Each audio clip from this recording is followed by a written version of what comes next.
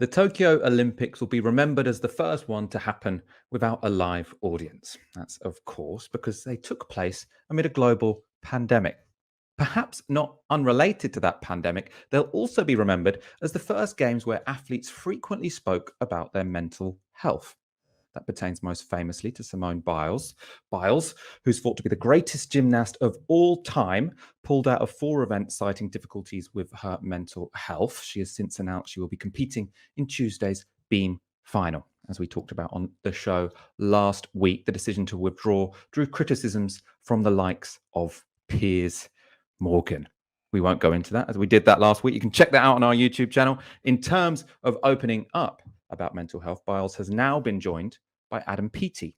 Adam Peaty is probably Britain's most high-profile competitor at these games. He's won 2 golds and a silver in Tokyo. That includes gold in the 100-meter breaststroke, which he also won at the Rio Olympics. After the wins, Peaty announced he would be missing September's International Swimming League, I hadn't heard of it either, to look after his mental health. Like Biles, Peaty also received some flack after announcing the decision. Sharing an article about that move, he tweeted, "Reading some of the comments in response to this is why we have such a stigma around mental well-being in sport. It isn't a normal job. There is a huge amount of pressure. Money does not buy happiness." And then he goes on, "I'm taking a break because I've been going extremely hard for as long as I can remember. I've averaged 2 weeks off a year for the last 7 years. Unfortunately, there are people out there who think they know you more than you know yourself." I should probably add, I mean, other jobs do have lots of pressure. So while I completely back Adam Peaty's decision to take a month off to focus on his mental health, he probably shouldn't justify that by saying that being a sports person is not a normal job, because I would like every worker to be able to take a month off, because all jobs tend to be fairly stressful. But we'll put that to one side for one second. Finally, and perhaps most dramatically, we can go to Raven Saunders. Saunders is an American shot putter who made Tokyo's first podium demonstration after winning silver in her competition. Saunders said the X sign, which you can see her making there, represented the intersection of where all people who are oppressed meet. Saunders, who is 25 and gay, has frequently spoken about mental health struggles, including considering suicide in 2018. On doing the X gesture, which is expected to fall foul of the International Olympic Committee's ban on political demonstrations on the podium, Saunders said, "I really think that my generation really don't care. At the end of the day, we really don't care. Shout out to all my Black people. Shout out to all my LGBTQ community. Shout out to all my people dealing with mental health. At the end of the day, we understand it's bigger than us and it's bigger than the powers that be. We understand that there's so many people that are looking up to us, that are looking to see if we say something or if we speak up for them." I should note, in case it wasn't clear, when she's saying we really don't care, she's saying we really don't care if the IOC tell us we can't protest on the podium. Not I really don't care about all of these social issues, because clearly she does. Ash, we often talk about how responses to mental health problems in society can't be purely symbolic. We need material solutions, good housing, good jobs, good pay, etc., etc. These kind of messages from elite athletes do also matter, don't they? It is quite refreshing to see these elite athletes who are heroes for so many people coming out and saying, "Look, I'm struggling too, and I'm going to be open about that." Well, I think what's really important is for us to be able to look at both of those things at once. That, of course, you need to address the material underlying causes, which either make people much more vulnerable in terms of experiencing mental health issues, factors which make the experience of mental health issues much more severe, and then also the availability and the accessibility of proper mental health care, right? I think we need to look at that, as well as the fact that there is, I think, this quite profound cultural shift when it comes to destigmatizing certain aspects of mental health issues and mental illnesses by young people in the public eye, either in the field of the arts, music, entertainment, or indeed sports. These two things happening at once.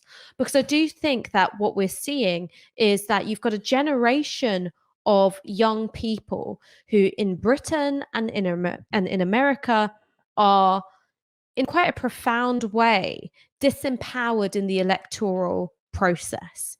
And both of those elected power structures tend to represent, not only in their composition, but also in the representation of interests, older voters who tend to have more socially conservative views, but also are more likely to be financially secure. So, looking at rates of home ownership, savings, all of that kind of thing.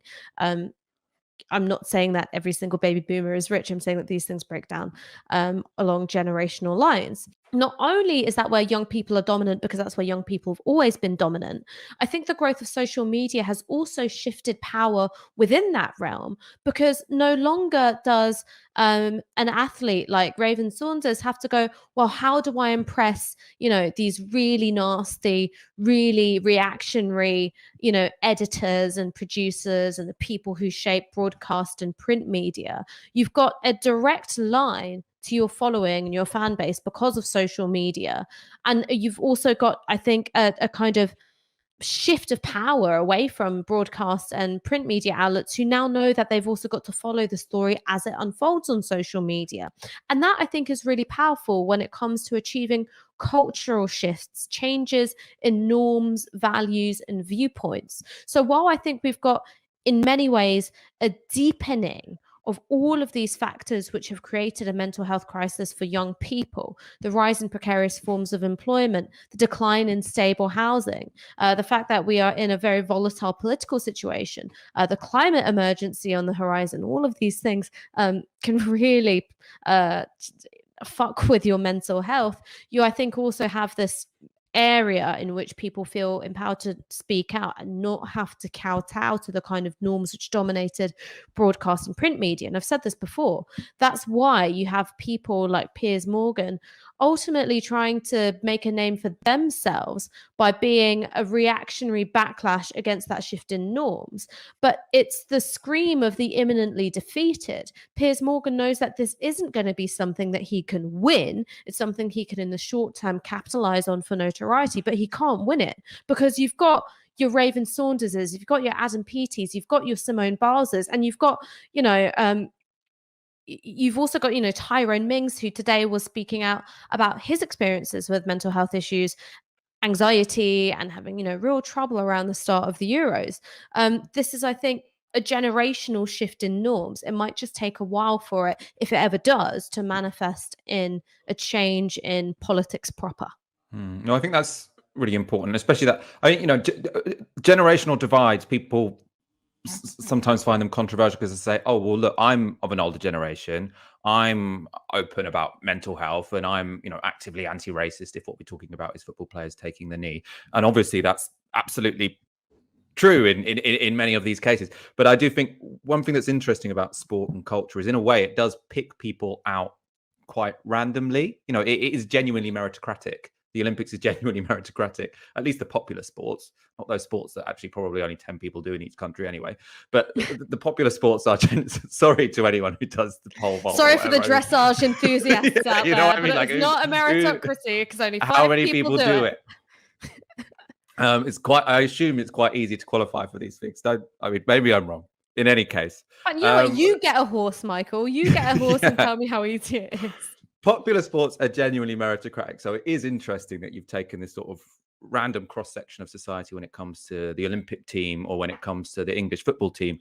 And they are all people who are, quite in tune with communicating anti-racist values, quite in tune with sort of communicating their solidarity with people suffering from mental health struggles in a way that I'm not convinced would have been the case, 40 years ago or even 20 years ago. Potentially it would have been, and they just didn't have the social media to make that communication. But I do also think that perhaps social media has changed those norms within that generation. I suppose, in a way, I'm sort of rephrasing what you've already said, Ash, but just to emphasize why I think generational analysis is important when it comes to issues like this. Yeah, I think, because one, it allows you to express yourself more authentically. All right. I also think that in terms of how celebrities now use social media, it had this big shift towards, being handled by management and publicity. And then the pendulum has swung back, because actually what celebrities like is having a direct link to their audience and not having it being so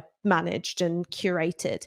And then on top of that, I think you've also got, a huge extent to which power is now just no longer dominated in a public relations sense by the old gatekeepers of respectable discourse.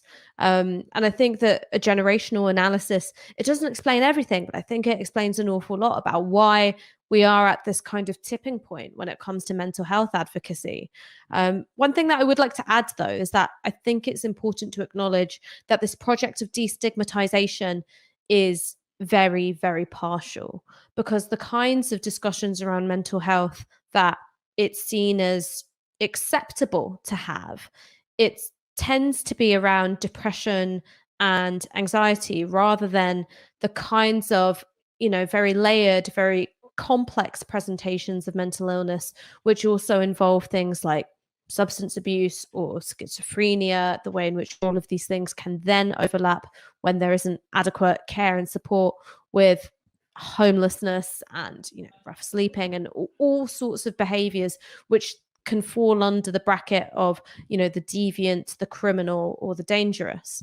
So one of the things that I always say be wary of with celebrity mental health advocacy, the insistence of it's okay not to be okay, is that all of that is happening within certain constraints and certain limits. So if what you want to do is have a conversation about how do you support people in their experiences of mental health crises, thinking about what it is that's being asked for by celebrities, which is a more hospitable and less stigmatized environment, that's only one part of what needs to be there. There's this whole other realm of, I think, quite complicated institutions and support structures which need to be in place to catch those people who have those kinds of experiences with mental health which you don't see reflected in celebrities.